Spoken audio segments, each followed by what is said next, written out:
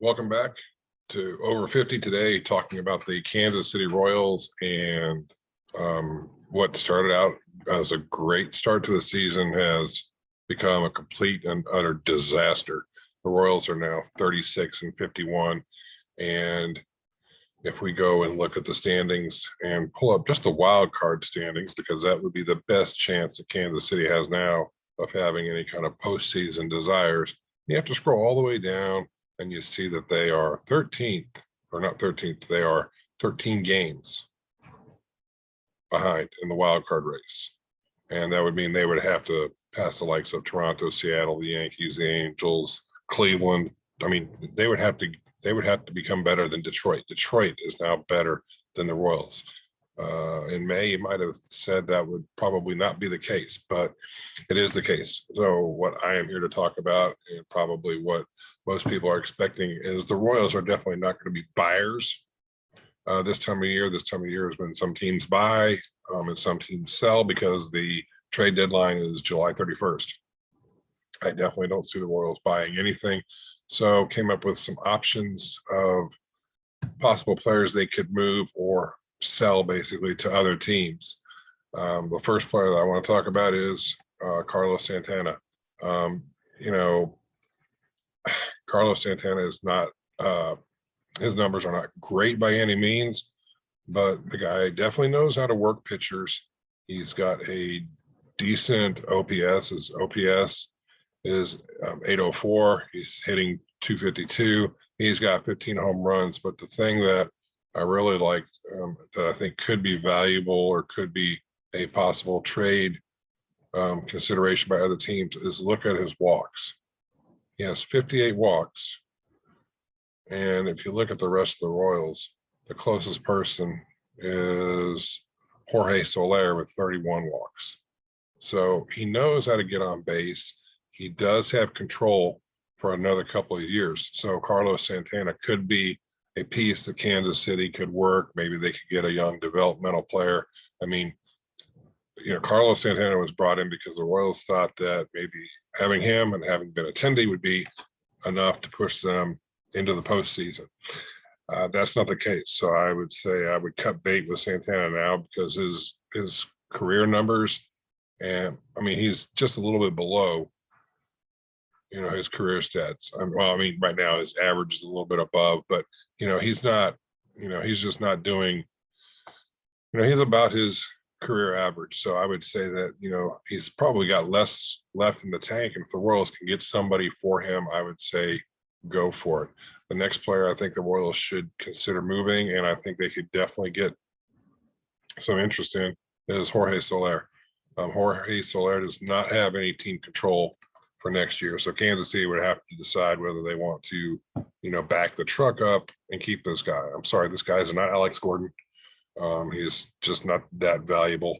Look at it. I think he's hitting 183 now. I don't think he's hit 200 all year. Yeah, he's hitting 183 now with an OPS of 588. But the thing that might interest other teams is sometimes the change of scenery is just what these guys need. And if you put him on a contending team, he could be a very interesting bat, to bring off the bench. I mean, he can play outfield. He does have some defensive capabilities. He's not by any means a liability out in the outfield.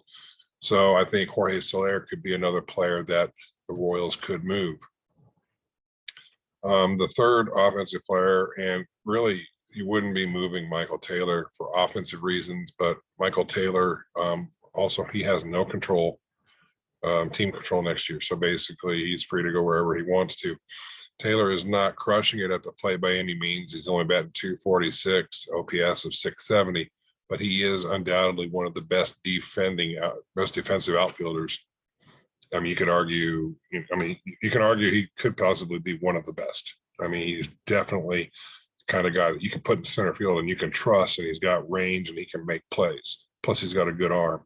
So teams that might be looking for a third or fourth outfield option, here you go. This could be a nice little piece. Now to move over to pitching. And here's where I really hate to say this because I don't want to mention his name, but I think it's time that Kansas City might move Danny Duffy. Danny Duffy is in the last year of his contract, and he could be, I mean, Danny Duffy could do a lot of things. He could be a number 3 or number 4 option in a starting rotation. That is enticing for teams. You know, when you're going down the stretch, plus, you know, he's a left-hander that's still got good stuff. He has been injured. He's been injured this year. So can you get a team to want to pitch in some decent pieces to get Danny Duffy and hope that he manages to not get hurt or not get injured in the next 2 or 3 months? If you can find a team that would like to do that, you know, Duffy has bullpen experience. Kansas City has used him out of the bullpen. He could also be a swing pitcher for you, you know, where, you know, you got a situation where you need somebody to come out of the bullpen and start a game. Boom, Danny Duffy's your guy. So I think Kansas City could get quite a bit back for Danny Duffy. I mean, you look at his numbers this year, I mean, they're not too bad. I mean, he's only got 57 innings pitched. That's because he was injured for part of the year. But a 2.5 ERA with a whip of 1.25, I don't think that, I think there's a lot of teams out there that would like to be able to have Danny Duffy in their starting rotation. And if you find the right team and it's the right fit, you might be able to get some pieces back. And that will bring us to the last player that I'm going to talk about. And I know you're probably going to say, seriously, you did not just click on Greg Holland's name. Yeah, I did. Okay, Greg Holland is, I'm going to date myself here. He's sort of like Steve Balboni, who was a former Royals first baseman. He's a all or nothing kind of pitcher, and Steve Balboni was an all or nothing kind of hitter. Steve Balboni either hit it out of the park or he struck out and went and sat down on the bench. I mean, there just wasn't a whole lot that Steve Balboni did other than hit home runs or strike out. Greg Holland has the ability to come in and shut people down and save the game. And then he has the ability to probably, just be a disaster. And we've seen that some this year.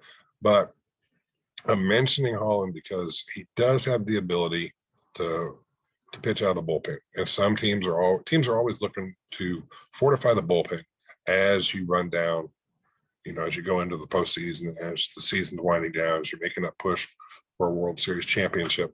You always need good bullpen arms.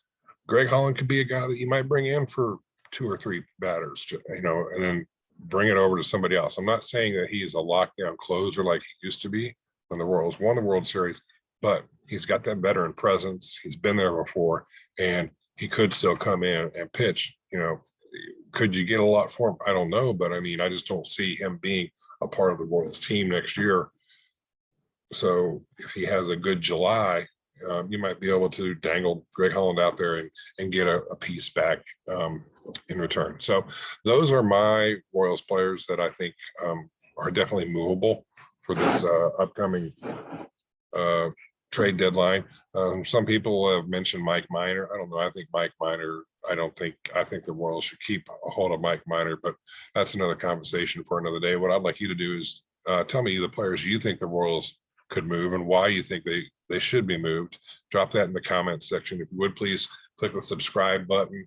Please like this video by smashing that like button and share this video with all your friends out there. And until next time, take it easy.